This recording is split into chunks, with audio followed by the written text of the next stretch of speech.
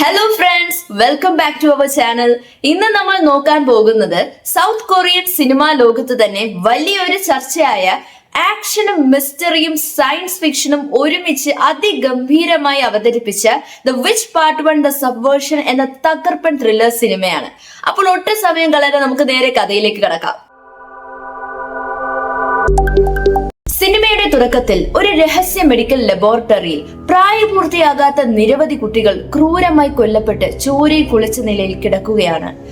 ആ കാഴ്ച കണ്ടാൽ തന്നെ ഇവിടെ എന്തോ ഭയാനകമായ ഒരു സംഭവം നടന്നിട്ടുണ്ടെന്ന് വ്യക്തമാണ്.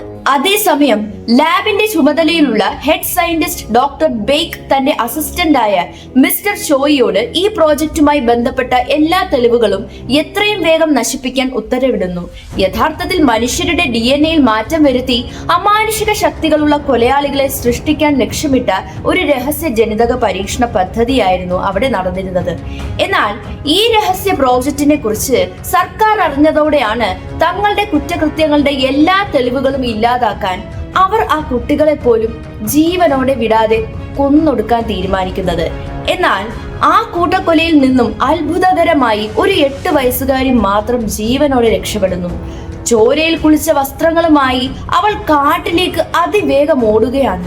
ഇത് കണ്ട മിസ്റ്റർ ചോയിയും അദ്ദേഹത്തിന്റെ സംഘവും ടോർച്ച് ലൈറ്റുകളും വേട്ടനായികളുമായി അവളുടെ പിന്നാലെ പാഞ്ഞെത്തുകയാണ്. പക്ഷേ കനത്ത ഇരുട്ടും കാടിന്റെ സങ്കീർണമായ വഴികളും അവൾക്ക് അനുകൂലമാകുന്നു. ഒടുവിൽ എത്ര തിരഞ്ഞിട്ടും ആ ചെറിയ പെൺകുട്ടിയെ കണ്ടെത്താൻ അവർക്ക് സാധിക്കുന്നില്ലായിരുന്നു. ഇവിടെയാണ് സിനിമ ആദ്യത്തെ വലിയ ചോദ്യം ഉയർത്തുന്നത്. ഇത്രയും കർശനമായ സുരക്ഷയുള്ള ആ ലബോറട്ടറിയിൽ നിന്നും ഈ കുട്ടി എങ്ങനെ രക്ഷപ്പെട്ടു? അതിനേക്കാളും പ്രധാനമായി അവളെ പിടികൂടാൻ ഇവർ ഇത്രയും ആകാംക്ഷ കാണിക്കുന്നതിന്റെ യഥാർത്ഥ കാരണം എന്താണ്? കാട്ടിലൂടെ ഒരുപാട് ദൂരം ഓടിയ പെൺകുട്ടി ഒടുവിൽ ഒരു വലിയ പശുഫാമിന്റെ ഉടമയായ മിസ്റ്റർ ഗൂവിന്റെ വീടിന് സമീപത്താണ് എത്തിപ്പെടുന്നത്. കഠിനമായ ക്ഷീണവും ശരീരമാകെ ഉണ്ടായിരുന്ന പരിക്കുകളും കാരണം അവൾ അവിടെ തന്നെ ബോധരഹിതയായി വീഴുകയാണ്. അതേസമയം ഫാമിൽ പശുക്കൾക്ക് തീറ്റ കൊടുക്കുകയായിരുന്ന മിസ്റ്റർ ഗൂ വീടിന് മുന്നിൽ ഒരു ചെറിയ പെൺകുട്ടി അനങ്ങാതെ കിടക്കുന്നത് ശ്രദ്ധിക്കുന്നു. ഒരു നിമിഷം പോലും വൈകിക്കാതെ അദ്ദേഹം അവളെ വീട്ടിലേക്ക് എടുത്തുകൊണ്ട് പോകുകയാണ്. ഉടൻ തന്നെ ഒരു ഡോക്ടറെ വിളിച്ച് വീട്ടിൽ വെച്ച് തന്നെ വേണ്ടവിധ ചികിത്സയും നൽകുന്നുണ്ട്. കുറച്ച് ദിവസങ്ങൾക്ക് ശേഷം അവൾക്ക് ബോധം തെളിയുമ്പോൾ അവളെ കാത്തിരുന്നത് മറ്റൊരു ഞെട്ടിക്കുന്ന സത്യമായിരുന്നു. അവൾക്ക് സ്വന്തം ഭൂതകാലത്തെ കുറിച്ച് യാതൊരു ഓർമ്മയും ഉണ്ടായിരുന്നില്ല. താൻ ആരാണെന്നോ എവിടെ നിന്നാണ് വന്നതെന്നോ തന്റെ മാതാപിതാക്കൾ ആരാണെന്നോ ഒന്നും അവൾക്ക് ഓർമ്മയുണ്ടായിരുന്നില്ല. അവളുടെ പെരുമാറ്റം കണ്ടാൽ ഒന്നും അറിയാത്ത ഒരു സാധാരണ നിഷ്കളങ്കയായ കുട്ടിയാണെന്ന് മാത്രമേ ആർക്കും തോന്നുകയുള്ളൂ. സ്വന്തമായി മക്കളില്ലാതിരുന്ന മിസ്റ്റർ ഗൂവും ഭാര്യയും അവളെ സ്വന്തം മകളായി ദത്തെടുക്കാൻ തീരുമാനിക്കുകയാണ്. അങ്ങനെ അവർ അവൾക്ക് ജായൂൺ എന്ന പേര് നൽകുകയും സ്വന്തം മകളെ പോലെ സ്നേഹത്തോടെ വളർത്താൻ തുടങ്ങുകയും ചെയ്യുന്നുണ്ട്. കഥ അങ്ങനെ 10 വർഷം മുന്നോട്ട് പോകുകയാണ്. ഇപ്പോൾ ജായൂണിന് 18 വയസ്സായി. പഠനത്തിൽ എപ്പോഴും 1ാം സ്ഥാനത്ത് നിൽക്കുന്ന എല്ലാവരുടെയും പ്രിയപ്പെട്ട ഒരു ഹൈസ്കൂൾ വിദ്യാർത്ഥിനിയാണ് അവളിപ്പോൾ. ജായൂണിന് മ്യൂഹി എന്നു പേരുള്ള ഒരു കൂട്ടുകാരിയുണ്ട്. ഏത് സാഹചര്യത്തിലും അവളുടെ കൂടെ നിൽക്കുന്ന ജായൂണിനെ ഏറ്റവും കൂടുതൽ മനസ്സിലാക്കുന്ന വ്യക്തിയാണ് മ്യൂഹി. ജായൂണിന്റെ കുടുംബം വലിയ സാമ്പത്തിക പ്രതിസന്ധിയിലേക്ക് കടക്കുകയാണ്. പശുഫാമിന് തുടർച്ചയായി നഷ്ടം സംഭവിക്കുന്നതിനാൽ കുടുംബം കടംബാധ്യതയിൽ ആഴത്തിലേക്ക് വീഴുകയാണ്. ഇതിലുപരി അവളെ വളർത്തിയ അമ്മയ്ക്ക് അൽഷിമേഴ്സ് എന്ന രോഗം ബാധിച്ചിരിക്കുന്നു.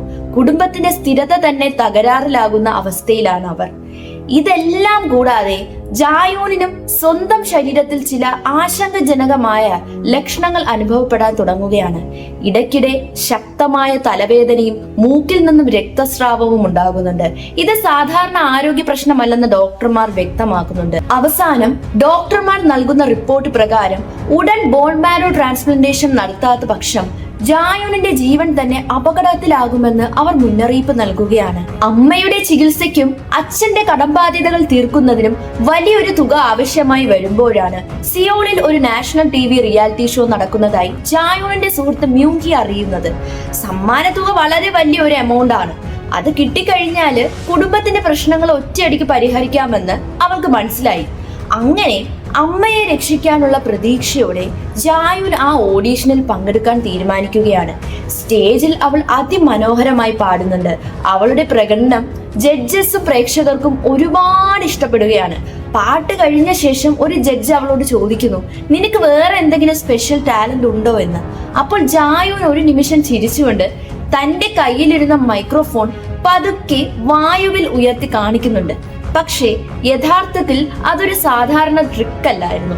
അവൾ ടെലികൈനസിസ് എന്ന അമാനുഷിക ശക്തിയാണ് അവിടെ ഉപയോഗിച്ചിരുന്നത്.